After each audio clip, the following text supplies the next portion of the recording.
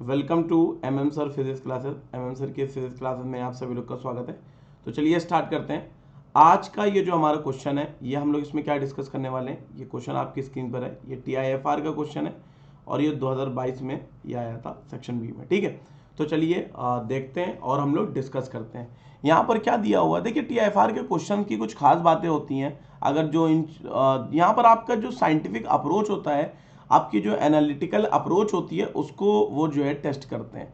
कोई फॉर्मूला नहीं, यहाँ पर आप इस क्वेश्चन को देखोगे कोई फॉर्मूला नहीं लग रहा, कोई फिजिक्स नहीं लग रही, सिंपली जो है ये लॉजिक बेस्ड क्वेश्चन है। तो इस तरह के भी क्वेश्चंस हमारे आते हैं तभी जो है, और अगर आप इन सब क्वेश्चंस पर भी फोकस करोगे तभी आप टीआईएफआर को इजीली क्रैक कर सकोगे। ठीक है, खैर तो टीआईएफआर को टिप्स और तो मैं बाद में फिर कभी वीडियो बनाऊंगा। तो अभी आज इस क्वेश्चन की बात करें हम लोग, तो चलिए डिस्कस करते हैं। देखते हैं क्या दिया क्या है कि भाई ये हम लोग का डेटा दिया हुआ है किसी एग्जाम के पास होने वाले कैंडिडेट्स का। ठीक है, और मैं इस डेटा को अगर गौर से देखूं तो 2011, 12, 13, 14, 15, 16, 17, 18, 19, 20 10 साल का डेटा है। इसमें अलग अलग परसेंटेज में बच्चे पास हुए हैं। कभी 22% बच्चे पास हुए, कभी 16%, कभी 23%, 21%, 22%, 14%, 17%, 20%, 24%, 21%, इतने बच्चे जो है पास हुए हैं।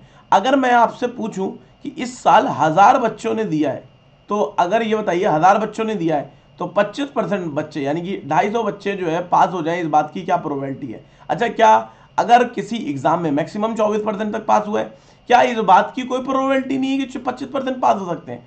हो सकते हैं कि इस बार 25% से भी ज़्यादा हमारे बच्चे पास हो जाए, लेकिन उसी की प्रोबेबिलिटी हम लोगों को बतानी है कि उसकी प्रोबेबिलिटी हमारी क्या होगी। यही हम लोगों को आज डिस्कस करना है। ठीक है, तो इस क्वेश्चन को आप सभी लोगों ने अच्छे से देख लिया है, मैं उम्मीद करता हूँ आप लोगों ने इस क्वेश्चन को नोट कर लिया है। लेट मी इरेज और फिर मैं आप लोगों को इसका लॉजिक इसके पीछे का समझाता हूँ। ठीक है, देखिए अगर हम लोग यहाँ पर बात करें, सबसे पहले आपसे पूछूं, अगर यहाँ पर 250 ना होता, मैं आपसे पूछता 200 बच्चे, यानी कि 20% से ज़्यादा बच्चे पास होने की जो परसेंटेज है यानी कि प्रोबेबिलिटी है वो कितनी है। तो आप कहते 20%, अगर वो कहता तो आप कहते 20% ज़्यादा, एक बार 22% पास हुए, एक बार 23% हुए, एक बार 21%, एक बार 22%, एक बार 24%, एक बार 21%, तो यानी कि 6 बार काउंट हुआ। तो अगर आप 20% स्टूडेंट्स पास हो, उसकी प्रोबेबिलिटी कितनी है, 60%।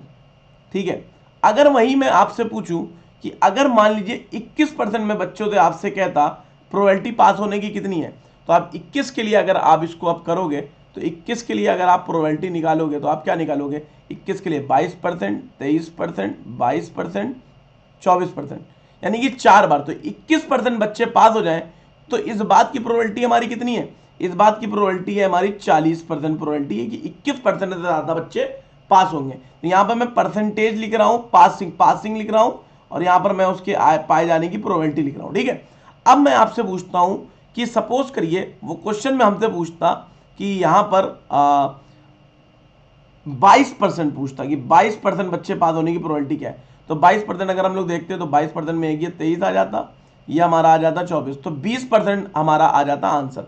ठीक है, तो 20% पूछने की हमारी प्रोबेबिलिटी कितनी निकल कर आती, हमारी निकल कर आ जाती 20%। ठीक है, 22% पास होने की चांसेस हमारी, क्योंकि 10 साल का अगर हम डेटा देखेंगे तो 2 ही बार ऐसा पॉसिबल हुआ है कि 22% से ज़्यादा बच्चे पास हुए, तो हम यही कह देंगे 20% हो गया। ठीक है, अब मैं आपसे फिर से पूछूं कि अच्छा चलिए ठीक है, ये 20, ये हो गया 23%। अब मैं आपसे पूछूं कि 23% पास होने की प्रोबेबिलिटी कितनी है, तो अब आप 23% की प्रोबेबिलिटी पास होने की निकालोगे से ज़्यादा पास होने की। तो ज़्यादा निकालने के लिए आप क्या करोगे, 23% से ज़्यादा निकालने के लिए आप कहोगे 24%, यानी कि 10 साल में एक बार ऐसा होता है कि 23% से ज़्यादा बच्चे पास होते हैं। ठीक है, डन। तो यहाँ पर आप क्या लिखोगे कि 10% चांसेस है। अगर मैं, ये सब तो हमारा मोर था, 23% मोर, अगर मैं आपसे पूछूं कि 24% तक कितने बच्चे पास हो सकते हैं, तो उसकी भी प्रोबेबिलिटी जो हमारी निकल कर आएगी वो 10% ही निकल कर आएगी। अब मैं आपसे कहूं कि 25% हमारा क्वेश्चन कह रहा है कि 25% पास होने की प्रोबेबिलिटी क्या है, आप कहोगे कि 101% इस बात की गारंटी है कि 10% से अब कम तो हमारे प्रोबेबिलिटी है कि 10% से कम ही हमारे पास होंगे। तो answer will be, answer is हमारा लेस देन 10% होगा, लेस देन 10% होगा। तो लेस देन 10% के हिसाब से ये हमारा ऑप्शन हो नहीं सकता, ये ऑप्शन हमारा हो नहीं सकता, ये उसने लगभग दे दिया है 0। तो इसका कोई मतलब नहीं है। 10% से कम जिस हिसाब से ये कम हो रहा है, यानी कि 60 था, 40 हुआ, 20 हुआ, 10 हुआ, 10, तो ऐसी कोई चीज हमको नहीं दिख रही है। यहाँ पर कोई ऐसा पैरामीटर नहीं दिया है कि बस 0.01, यानी कि अब होएगा नहीं, 25% से ऊपर कभी हो ही नहीं सकते। तो इस बात की कोई प्रोबेबिलिटी नहीं दिख रही है। तो जो आंसर हमारा करेक्ट हो जाएगा वो हमारा हो जाएगा 6% हमारा हो जाएगा आंसर। ठीक है, क्लियर है। आई होप कि ये एक्सप्लेनेशन आपको समझ में आया और ये लॉजिक्स किस तरह से काम करते हैं आपको ये लॉजिक समझ में आए। तो टीआईएफआर में इस तरह के लॉजिकल क्वेश्चन बहुत पूछता है, तो मैं आप लोगों को इस तरह से क्वेश्चंस भी प्रैक्टिस कराऊंगा ताकि आप लोगों की एक टीआईएफआर को क्रैक करने के लिए आपकी एक जो मेंटल एबिलिटी, जो लॉजिकल एप्टीट्यूड है आपके अंदर का, निखर के बाहर है। ठीक है, तो मैं गाइड करता रहूंगा इसी तरीके की क्वेश्चन करा के, इसी तरीके की वीडियो से। ठीक है, तो चैनल को सब्सक्राइब कर दें, वीडियो को लाइक जरूर कर देंगे। तब तक के लिए bye everyone, take care, thank you, जय फिजिक्स।